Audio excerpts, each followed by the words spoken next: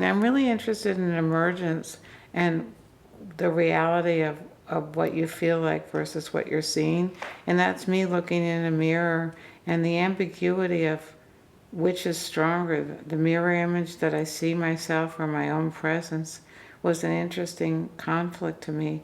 So it's a painting about the moving back and forth between seeing and being. Seeing things really matters to me incredibly, you know. I just feel like I'm looking. That's my true language, to look.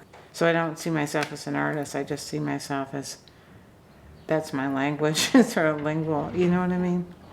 My mother was a really poor Jew from the Bronx whose father was a socialist laborer, and she became a prominent geneticist, and my father was a physicist, nuclear physicist at Los Alamos. My mother wanted me to be a geneticist and go to Radcliffe at the time, and this girl in my class said, can I have a ride to Providence? Because she was interviewing for RISD, and I never heard of an art school, and so I drove her down, and they had this entrance exam where you draw like a sewing machine, all these different things, and don't erase it because they want your original thing.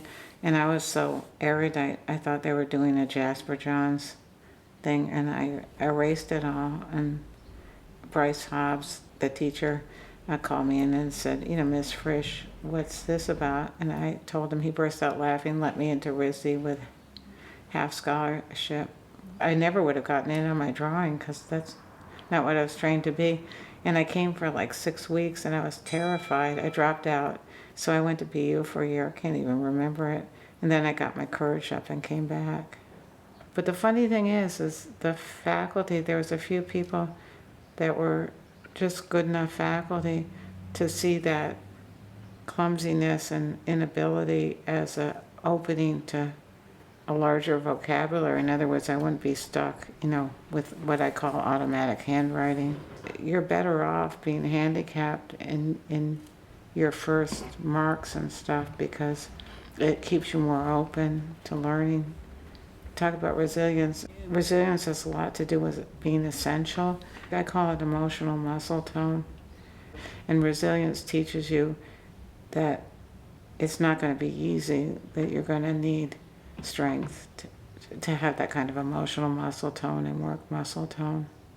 So for example, you would come, if a painting's bad, resilience teaches you to throw it out. It makes me more judgmental of falsehoods. If it's wrong, you can call it by its real name, you know what I mean? Mm-hmm. And there's a clarity to art that there isn't in words, I feel.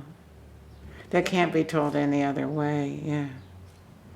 And truth, like that thing, truth sets you free, like it'll free everyone, you know? And I want that for people. Art is really core to vision, and vision helps you clarify how to solve problems, you know? Even if, you know, you censor the Smithsonian Portrait Gallery and won't let them say what the pictures are about, the pictures talk about it anyhow. They can't take that away, you know?